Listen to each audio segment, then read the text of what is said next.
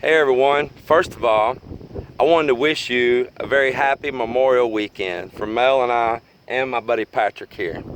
Patrick right here, you see right here it says, if Patrick can't fix it, we're all screwed. It's more like if Patrick fixes it, we're all screwed. I don't know what you're talking about, but we'll go with that for now.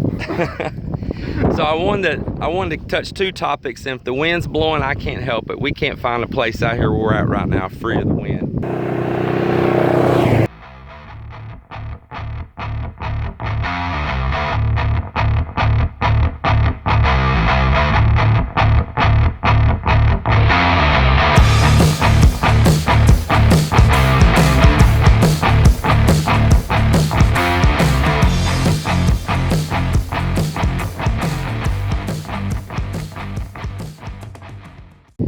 Two things I want to cover, and the first one being that having people in your life that help you grow and you help them grow, like good soil and a good seed. I caught a preacher on TV that I occasionally watch every once in a while. It has some really good messages, no matter what religion you are in this life or belief or anything. And he touched on that very topic that I have always spoke about for a long time. Try to pluck out the weeds out of your life, the things that are stealing the nutrients for you to grow, and to put people in your life that help you grow. And that's what's happened even like with Patrick now. We met several years ago, and we met just on a total whim. You know, it wasn't nothing we knew that our friendship was going to blossom like it did that day. It was all by chance, and then it grew. Just like that little plant you plant in the field, get the right amount of nutrients, and then it all just grows. That's how our friendship blossomed up. That's right. We've been good friends ever since. What is it, about 4 years now, 5 years? Longer than that. It was before I knew Melinda. It's like about 6 years now, exactly. I guess. 6 years, yeah. About 6 years. Yeah. Or maybe longer. I don't know. Time keeps flying so fast. Yeah, no, I just see myself. It may be 7 old. years now. Yeah. This is 2019, dude. Yeah, it has to be 7 years ago now. My God, time flies. So Patrick was living up in an old duplex that he had been renting for a while. He was paying a good bit of rent for a very small, old, outdated space. That bedroom. Yeah, very arid. I mean, in the wintertime, to heat it was just mission impossible unless you really wanted to love your utility company. The worst thing about it is that during the winter, I avoided to heat it because my cost was so high. People will make fun of me. My house will be like 50 degrees inside. It's sometimes 40 something. I was like, this house doesn't have any insulation, so I can't just run the heater in it. I'll just pay tons and tons of money. So I told Patrick, man, you need to stop being a renter and become an owner. Well, the second that I told him those words, one thing hits his mind: qualifying for a mortgage. That's all he thought, qualifying for a mortgage. But then as we sit and have our talks and we get into these deep discussions of life, I tell him there's a way to do this without the mortgage company. You're a responsible person, and that's the first thing it takes, is a responsible person. That is true. And that you got to have a level head. You got to make out a plan, and you got to follow that plan. You can't just abandon ship halfway through. So that ship's going to go crash into a shore somewhere. That is so true. So I was buying some rental properties and all, and I had bought some tax sale property and bought it cheap. And I kept telling him, this is what you need to do. This is what you need to do. And he was helping me look for another rental home. And we ran across this mobile home, or he did, online for a just super steal price, a later model home. So I told Patrick, you need this, not me, you need this. And we just sat down, and I went ahead and purchased the home and had it moved out to the property that I had purchased and all. It was already set up. It already had septic. It already had a fenced-in yard, driveway, established trees. It was perfect. So I went ahead and started setting the place up, but I kept pushing to Patrick, this is what you need. This is better than that duplex you're living in, and you're making your landlord rich instead of making your life rich. You have no stability. You have no investment into that duplex. You can't take nothing back from it. It can only go out. So he listened to me. He started looking through his finances and what he could do, because it wasn't a large amount of money. And he borrowed on a 3-year note. 3 years, not 30 years. Kick that zero right off the end. That is true. But in the midst of it, he got shaky feet. And there was a realtor that he knew that he talked to some, and went and showed him houses and was sending him different directions. Once again, on 25, 30-year mortgages. And one of those houses happened to be the exact same house That we were looking at. that I had just purchased. And what did they want? Like $65,000 or Yeah, something it was for that? probably- I think it was about 85. Oh yeah, it was. It was about pretty high. Yeah, $85,000. it was pretty high. To where this property and this house was like what, $8,800 for the lot, Yeah. and The then house- the house was $6,000, and we're $6,000, moving it and yeah. stuff is about $8,000. Yeah. So you're talking about around 17,000, let's say. 17,000 for a better one than the one that was going to be around 85,000. They And this spent is years paying for it. yeah, that you're going to spend for Just- years, and it's going to depreciate, while you're paying for it, and that type of home, especially if you don't do your maintenance.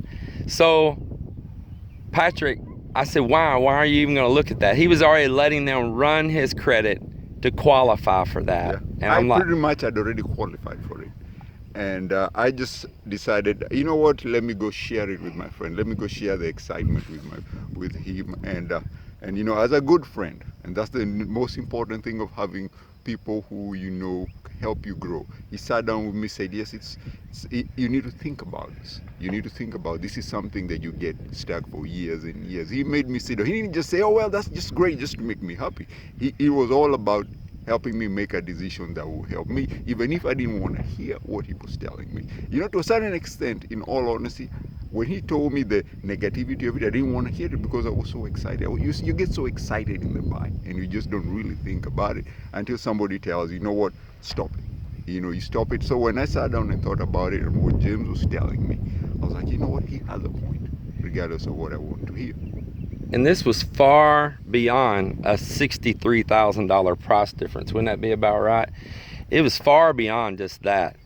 It was also, when you do that mortgage, that's not a simple interest.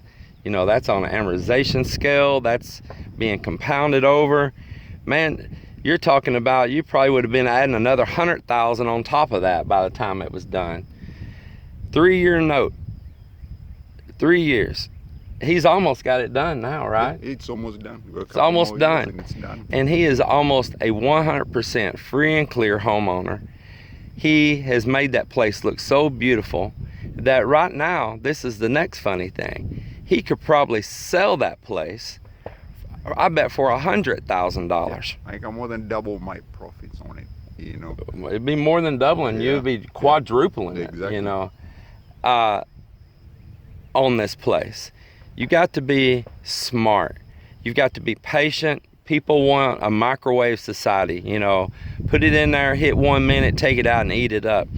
But we all know those aren't the good tasty meals. The good meals is the ones that you took time and you prepared and you nurtured and you sat down and really enjoyed. And that's what you need to do. You need to nurture your life with smart decisions. Don't just run and do a mortgage always. Maybe do you really need a $300,000 custom brick home for your life? Or are you only making a $300,000 purchase that's going to bury your life? So just think about that. Think about the freedoms each time you're making all those huge payments, of the less stress if you didn't have that, if you could get into a paid-for situation. Now, you know what the next thing this guy could do if he wanted to do? He could sell that, and he could upgrade. He could upgrade and go purchase an even higher grade home with no money out of his pocket, because his profit off the other place would pay for the upgrade.